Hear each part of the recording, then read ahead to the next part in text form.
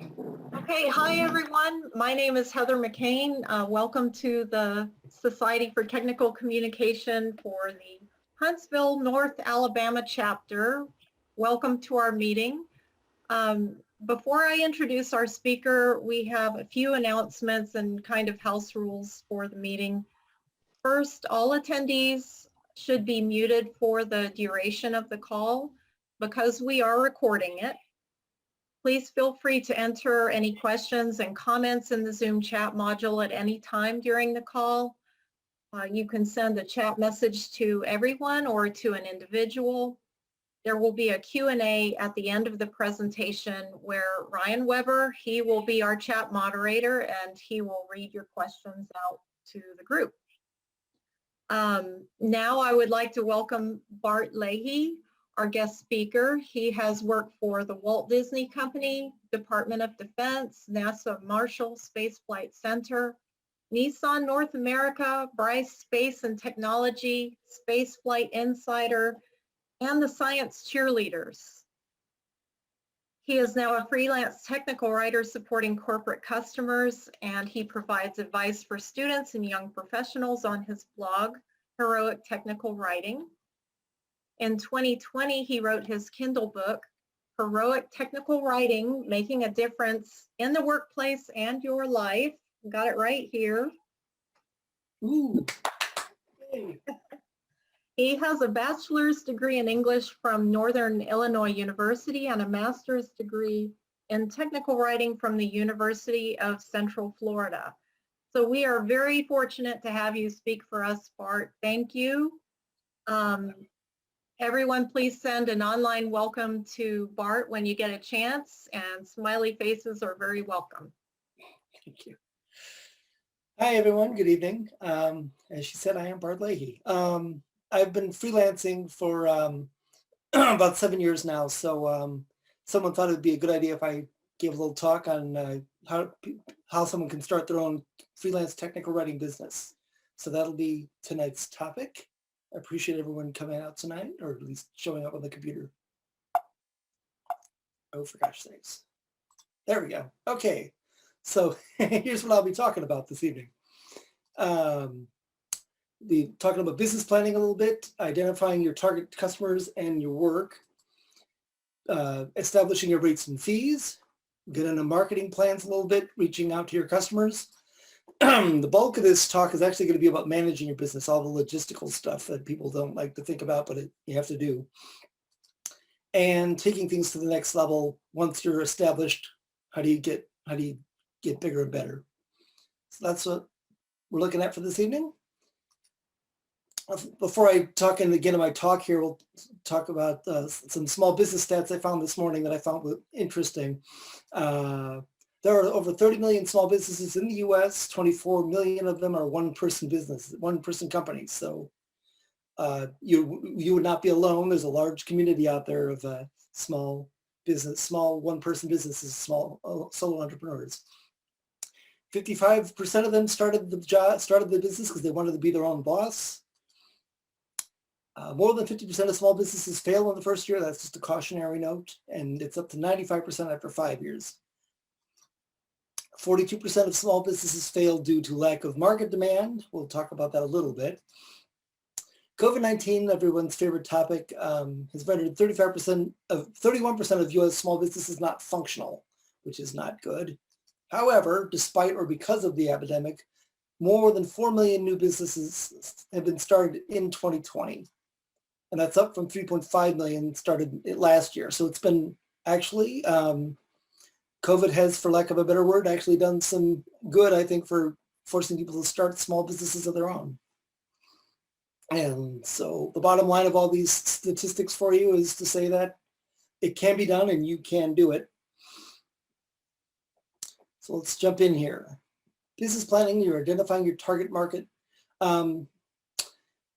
Basically, when you want to start out, you want to start by writing a business plan. There's some really good business plans out there online. I actually found my original template on Forbes.com because I figured if anyone's going to know anything about making money, it's a business for rich business people. So that worked really well for me. But a business plan will actually start asking you really big picture questions first to get your mind in the right direction. What do you like to do? What are your strengths as a writer, for example? I presume everyone here is a writer. I didn't get a chance to ask. What makes you different from other providers? Sally Hogshead here, her book I'm showing here, somebody I worked for a couple of years ago. She is a sales and marketing guru, and one of her big things is helping people to not just understand how they see the world, but how other people see you and how you are fascinating, how your brand is fascinating as a company or individual. So what she does is she takes you through a little questionnaire in her book there, and she'll have you ask, and she'll determine how do other people see, what is your secret advantage? What makes you different from other people? Not better, just different. And how can you leverage that to your advantage? Like some people are more interesting because they're really innovative. Some people are really mysterious. Mystique is their big thing.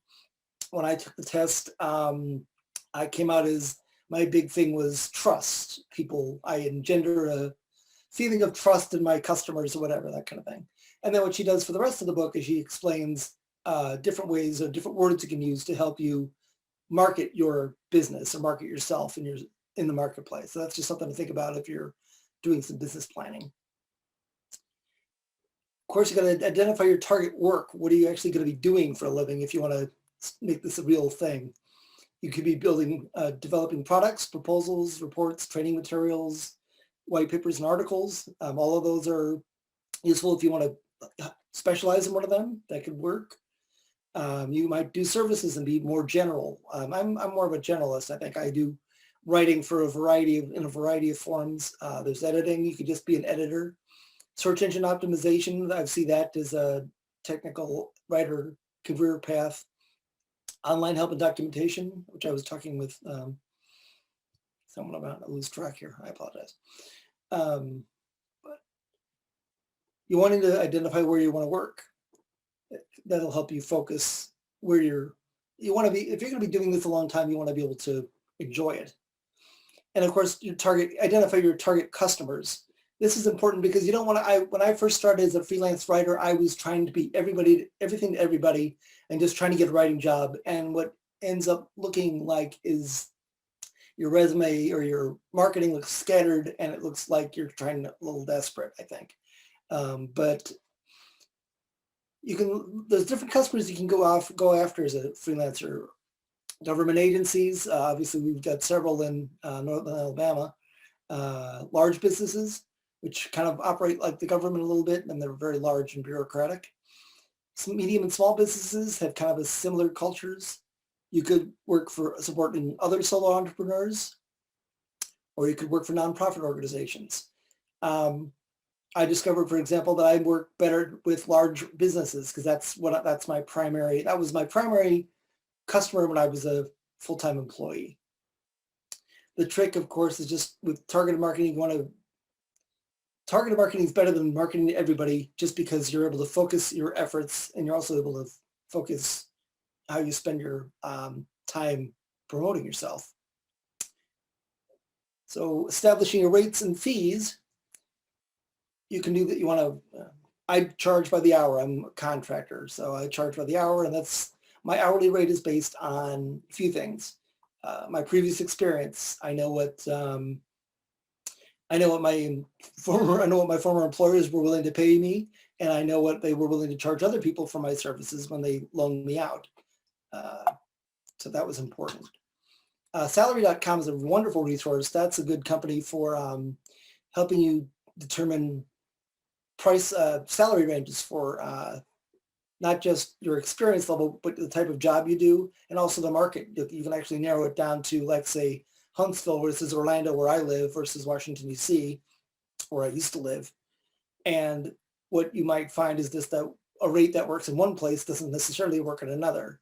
So you can float your rates accordingly.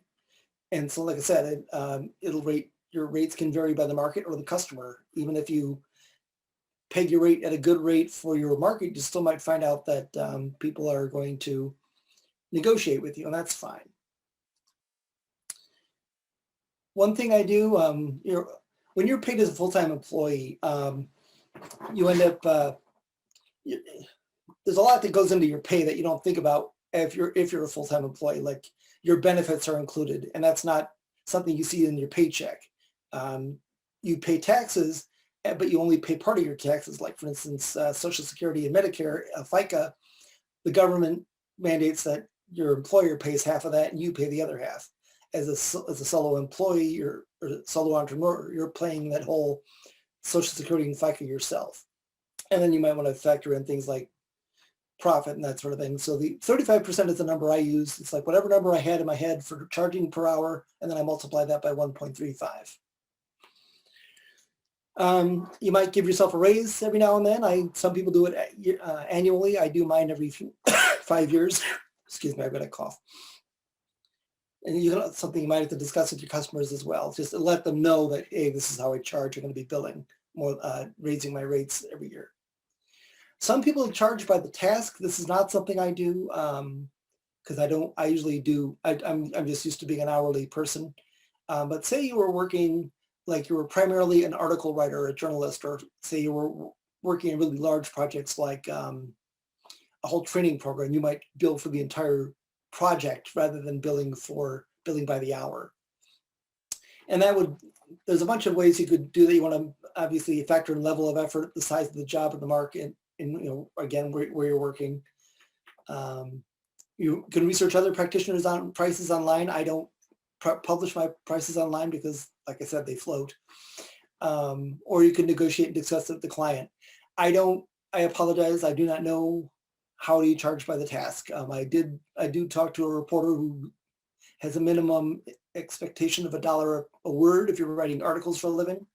But beyond that, I've not been put in a position where I had to tell somebody what I would be willing to accept for pay for an entire project. So you're welcome to try that, but if you do, let me know how it goes.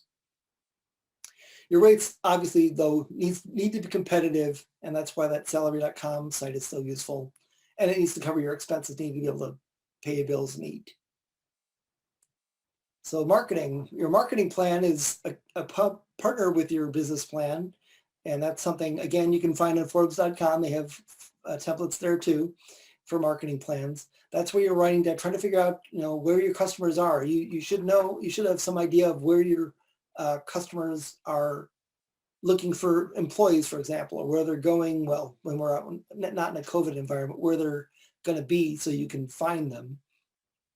For instance, that's why you target your market. First, you want to know who you're going to be going after.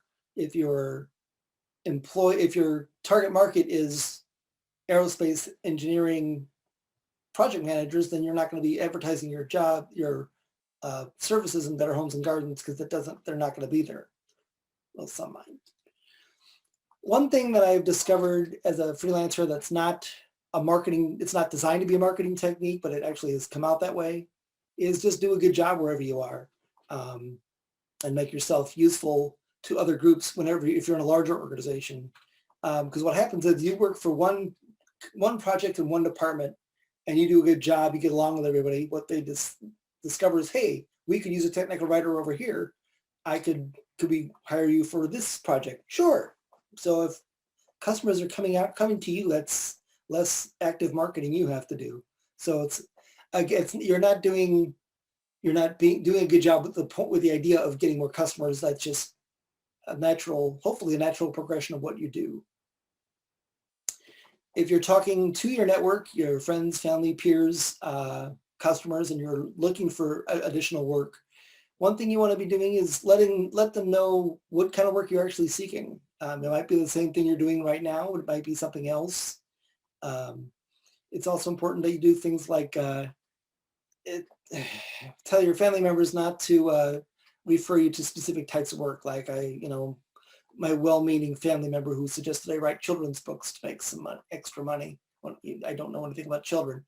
So it's just good to be specific about what you do and what you are looking to do for other people.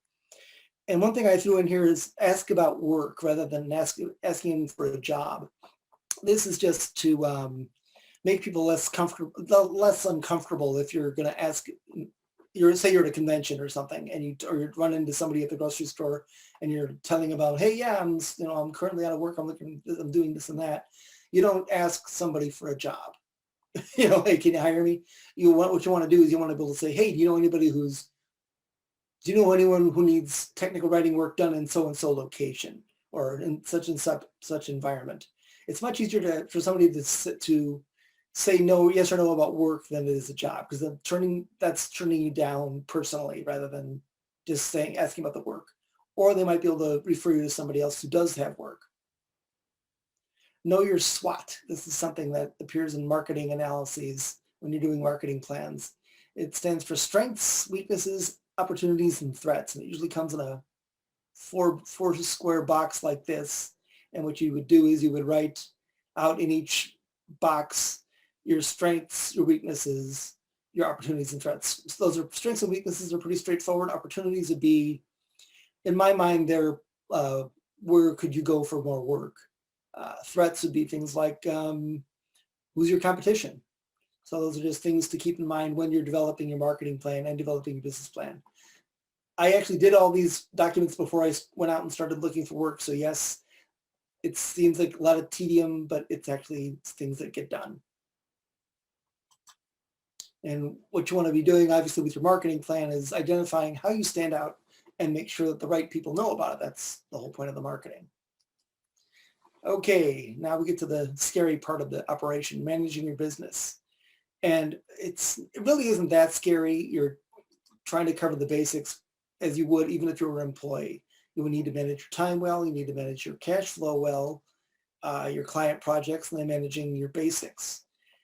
Managing your time is simply things like turning in your work on time or not overloading yourself. Managing your cash flow. This is important because contractor employees do not have the taxes taken out of their paychecks. You get a bigger paycheck as a result, but what that means is you got to hold on to that money and make sure it's on hand when you pay your taxes. And you pay taxes on a quarterly basis. You pay estimated taxes on a quarterly basis, and you finalize at the end of the year. So it's just things to be aware of, keeping a hold of as much money, cash as you can, so when bills come in, like taxes, you have the money on hand. Managing your client projects and relationships. This is exercising your emotional intelligence and just maintaining good relations with your clients for the most part, but also making sure you're doing everything for them that you said you would do. And managing your basics, this is the logistical part of your job. Making sure you have the right hardware, the right software, the right paperwork, and the right people to help you out in doing your work. Excuse me. Because you want to be able to manage your business professionally. You're a business. If you want to make a living at it, it can't be a hobby. It can't be something, oh, well, I won't worry about that. These are things you need to take seriously and do well.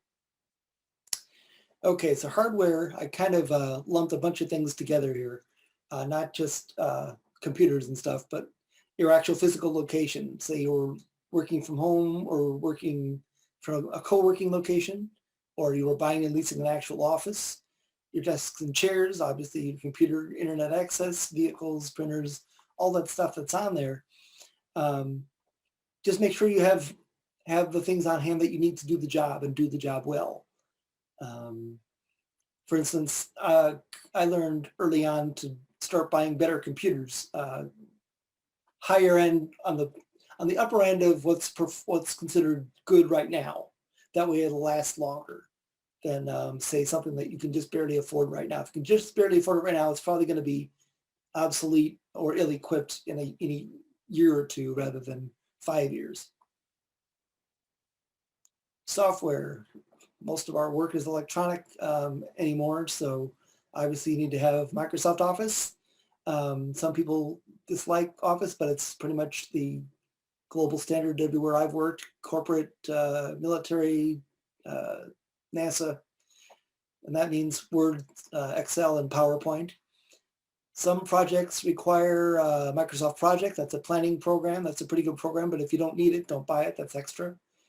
Same with Visio. Visio is a good program if you need to do flow charting.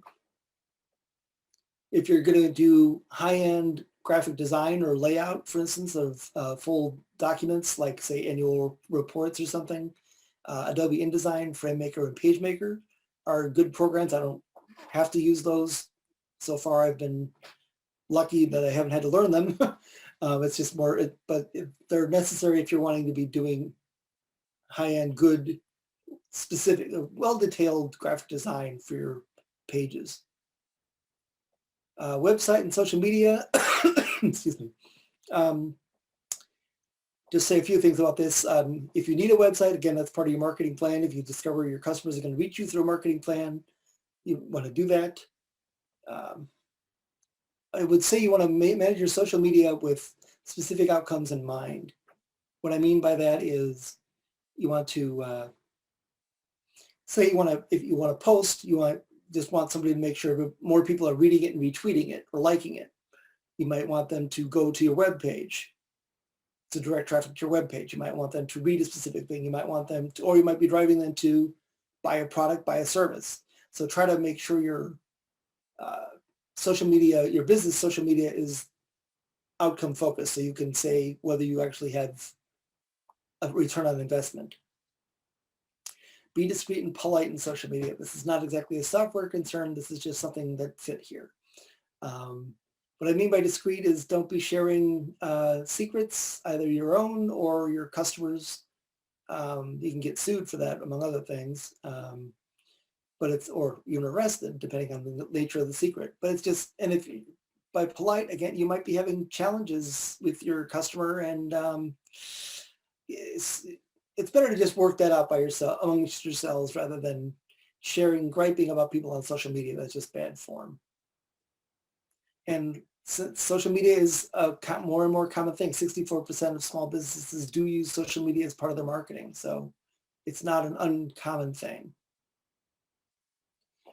Time tracking is another good software to have. I'm a one-person show, so I manage to do things with Excel just fine. But if you've got employees, if you're starting a business with employees, you might need a dedicated time tracking software.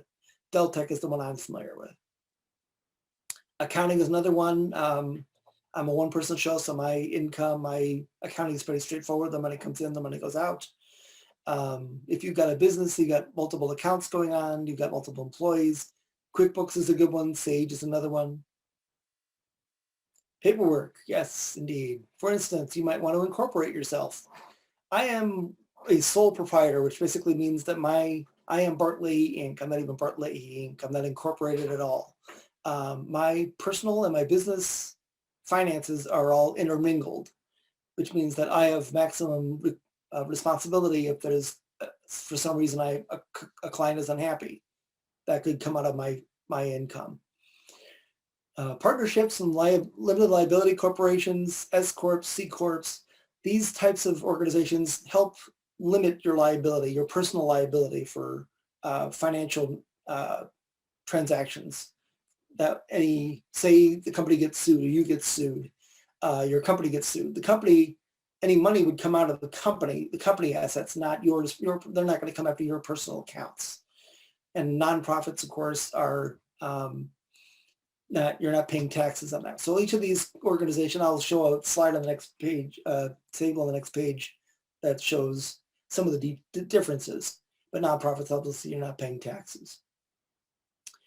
Licensing and permits. This is a fun one. Federal, you might have federal if you're working with, say, things that require export control. You might have to get some sort of licensing to be able to handle munitions. At the state level, technical writers are not licensed that I've seen anywhere, but engineers are if you happen to hire an engineer. Business permits, there's such a thing as a business permit just for the privilege of doing business in your county or town. I live in unincorporated Orange County, so I pay an annual fee of about $75 a year to make sure that I am legally conducting business in Orange County. Business registration, this is a kind of a professional association you can join to get your business out there for more contacts, more business. Dun & Bradstreet is a private organization, States have business sites that you can register your business with. Florida has something called SunBiz. I'm sure there's probably something similar in Alabama or Tennessee, or your local chamber of commerce. All of these, again, are set up to help you get more business contacts, but the trick is, of course, you have to pay to join. Tax forms, oh my, yes. As a full-time employee, you fill in a W4 at the beginning of the year to fill out your information, your name, your address, your social. And at the end of the year, you get a W2 showing how much money you made and how much money the tax was taken out. As a solo contractor, you fill out a W9, which is basically the same thing as a W4 as far as I can tell. And then your 1099 forms are the ones that will show how much your customers paid you. But you'll note on all of your 1099s, none of them say how much tax was taken out because none was taken out. That's why, again, you want to make sure you've been setting money aside over the course of the year. And when you're paying taxes, you pay use a regular 1040 form. There'll be a 1040 SE, self-employment form. That'll show your business income and losses. That'll go on your Schedule C in your 1040, I think. And you hand it off to your accountant and let them sort it out. But basically, you're paying self-employment tax and you're paying income tax. And it's all coming out of one tax return. If you were operating a business, a partnership or a LLC, you'd be submitting a 1065. It's 1120 for corporations, and a 990 form if you set up a nonprofit. 990 forms, you're obviously not paying taxes. You're just submitting a form to the government that says how you spent your money and that it's in line with what you said it was going to be for. Business liability insurance. I'll talk a little bit about this on a couple slides, but you'll need business liability insurance for things like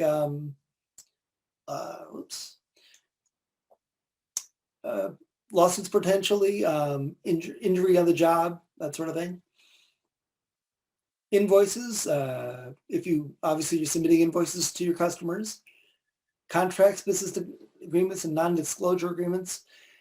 As a one-person show, I haven't dealt with this much, but there have been on occasions where I've had to write a business agreement, and this is basically the equivalent of a contract that says, okay, here's what I'm willing to do for you, here's what you're going to do for me, and if there's anything, if somebody, for instance, wanted to do something beyond that form, that'd have to be a negotiation or in addition to the agreement.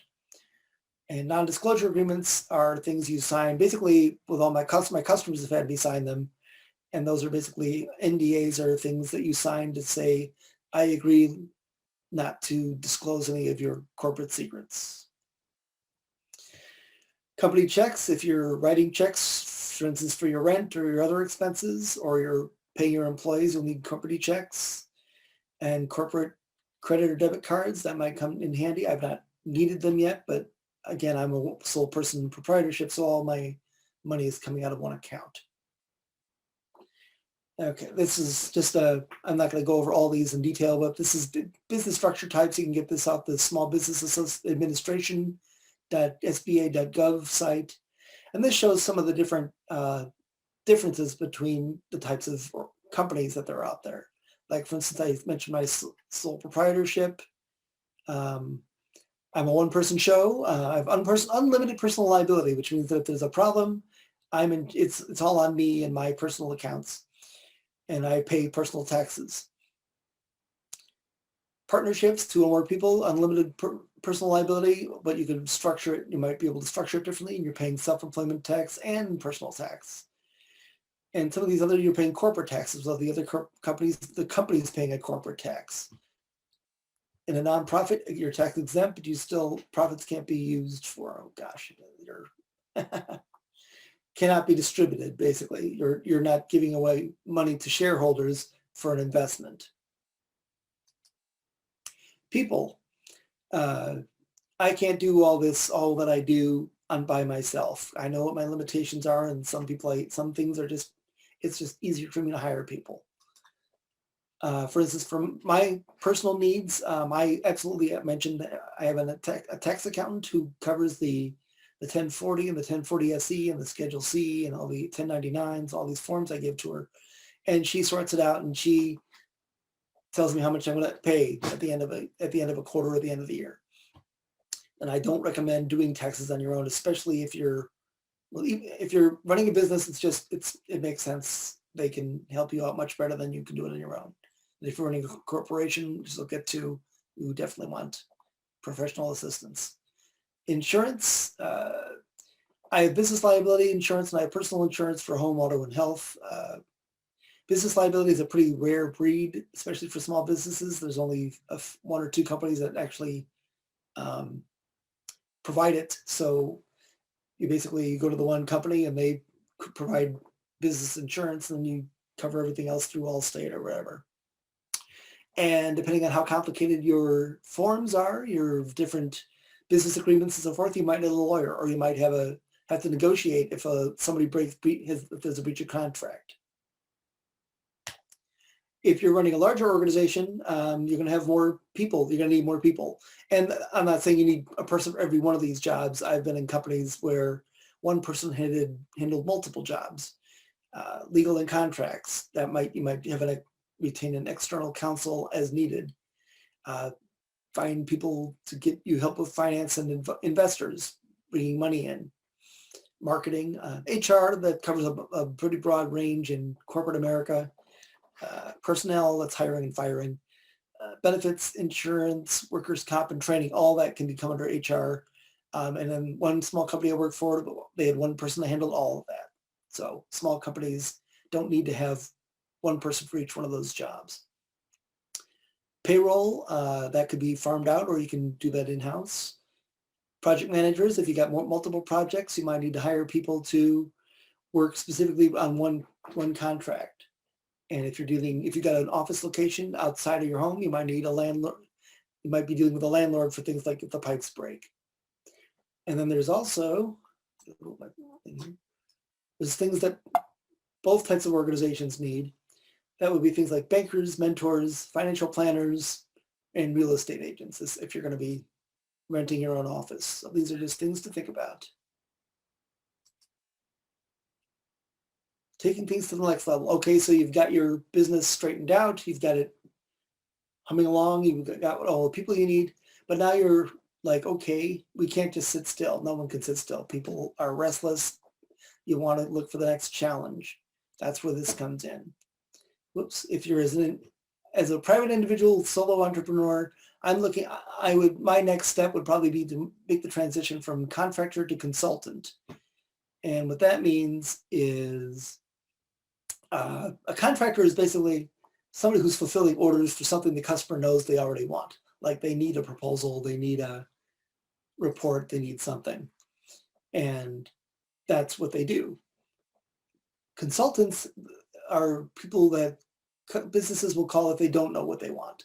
Say they think they need a training program, or they need a communications plan, or they need a memo or something. They aren't sure what they need. And the consultant then would go in and help them sort out their business, help them a little bit run their business, not run their, but basically advise them, here's what you need to do to make your business better in such a fashion.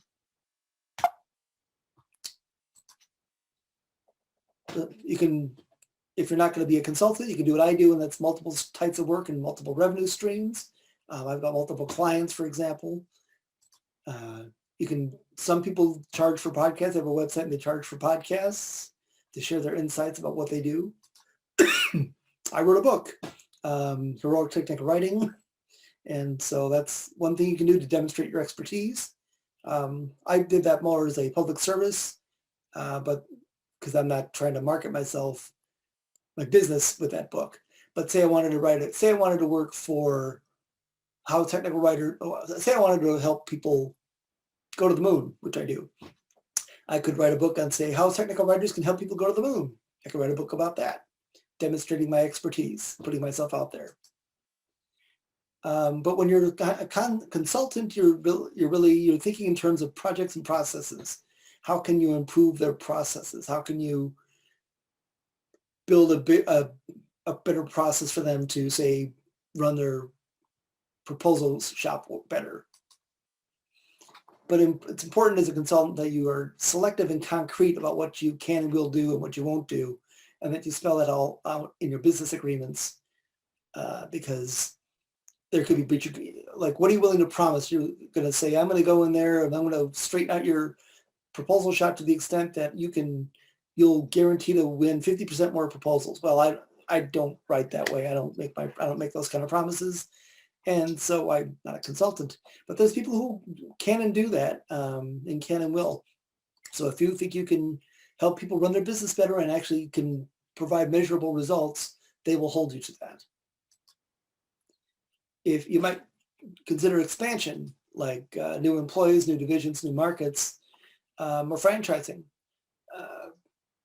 Franchising is basically somebody else will duplicate your business model in another market, and you are going to provide them with the tools to run a business your way.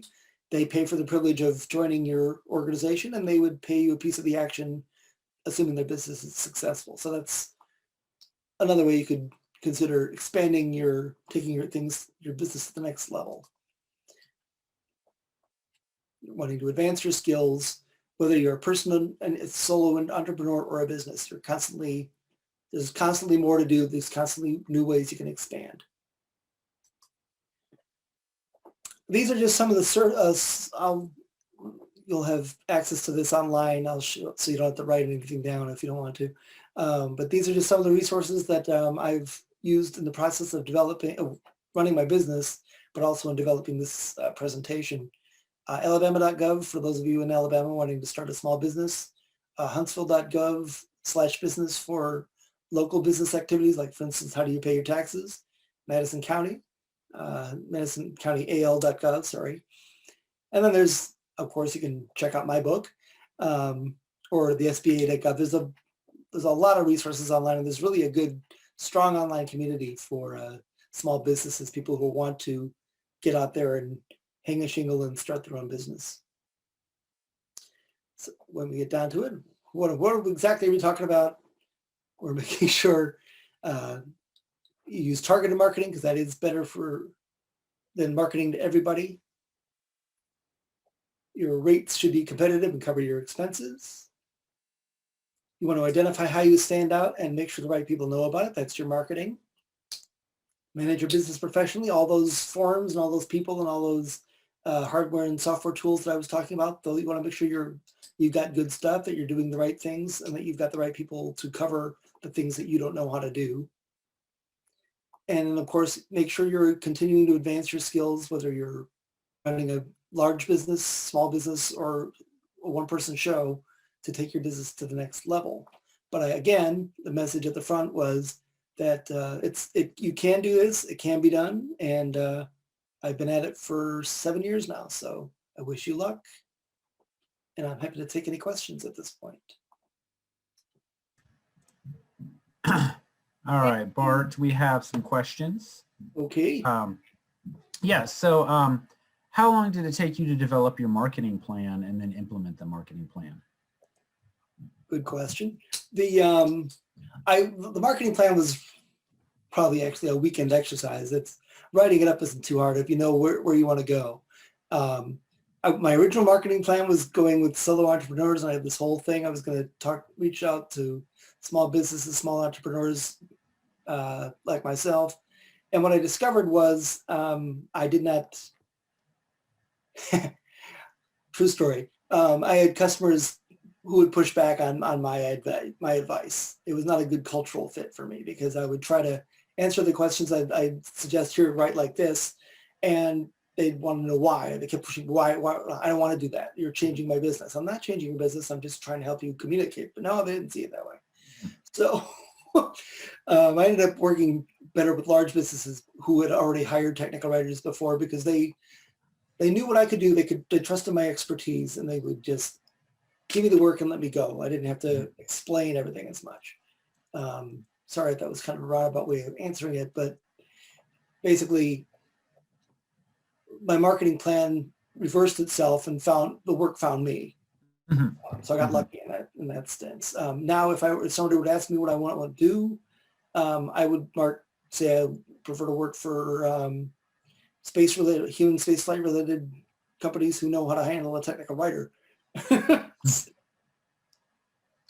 Great. And generally speaking, what was the hardest part of starting your own business? I'm an introvert, so going out and reaching out to people and asking for work, that was really hard for me. I was trying to lay out customer. I got downsized out of Huntsville through no fault of my companies. The government shutdowns and cut budgets and stuff. So I had plenty of time in the office to try to find customers before I left, and yeah, that's all I got there. Okay. We had a couple questions about challenges. What was the Achilles heel in business at the beginning and with more experience? What other challenges can you address, or might be things that people would want to look out for if they want to pursue this path? Sure. Challenges.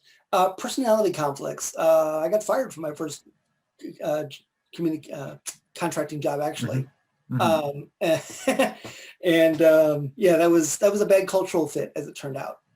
It was aerospace, but it was a large company that was not, I guess they were more government-like than, let's just say, large aerospace company, leave it at that.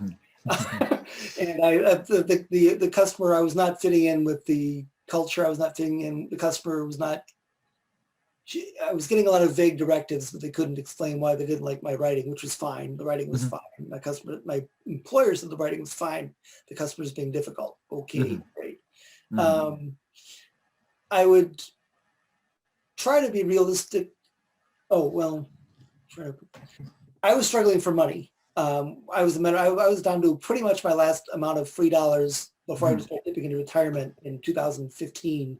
When a friend called and said, "Hey, would you like to come work for Nissan?" I'm like, "Oh, okay, sure." I don't know anything about Nissan. I don't know anything about cars, but yeah, because I was small jobs. It's better. You got to try to find, the bigger the job, the better. One-off. If you're going to be doing small jobs like articles all the time, you're going to be hustling all the time. It's a lot of work. Projects are better. Long-term contracts are better, which is what I've got. I've been trying. Contracts are renewable once a year, which is still better than 1 year of business is better than trying to struggle every month to pay the bills. And that's where I was at in 2014 and 2015. Matter of fact, I was house sitting in other people's homes in most of 2014. So, yeah, that's how I afforded my first year of working until I could find a steady job. Great. We have a specific question. What made you choose to be a sole proprietor versus an LLC? Sure. I'm lazy. I don't like doing paperwork. You gotta maintain 2 sets of books. You gotta maintain 2 accounts, 2 banking, 2 checking, 2 savings. There's a lawyer involved. You gotta have incorporation papers. There's fees for the state. It's expensive. Paperwork is not cheap. There's people that all these. The lawyer wants to touch it, the government wants to touch it, and there's money at each touch point. So I'm lazy and I'm cheap. 2 good reasons. Yeah. Right. My job isn't that, my work has not been that complicated enough where I've needed to incorporate. If at some point like the book took off and I'm suddenly selling 1 million copies and I've got other opportunities opening up just because I'm selling millions of copies of books, then I might have to incorporate. Okay. Great. I think that is all the questions that I see. Did I miss anything from anybody? I wanted to thank Bart for his time and putting all this work into giving us a really top-notch presentation. Thank you. And we will be sending you an Amazon gift card tonight. As a small token of our appreciation, we do appreciate your time and your work toward building technical writing, technical communication as a really viable career for a lot of people. So thank you. Thank you. I will probably put this, I will probably blog about this on heroictechwriting.com down there. So I'll let you know. Okay.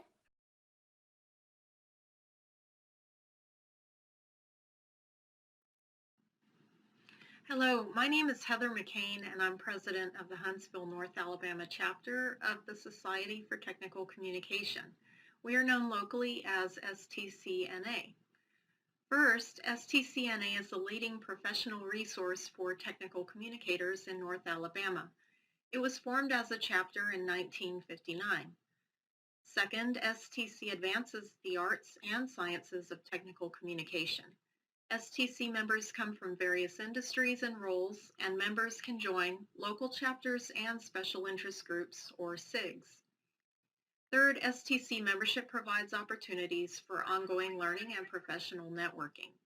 Members have access to a society member roster, a job bank, and an annual salary survey. Educational webinars and online courses are available to members for free or at a reduced cost.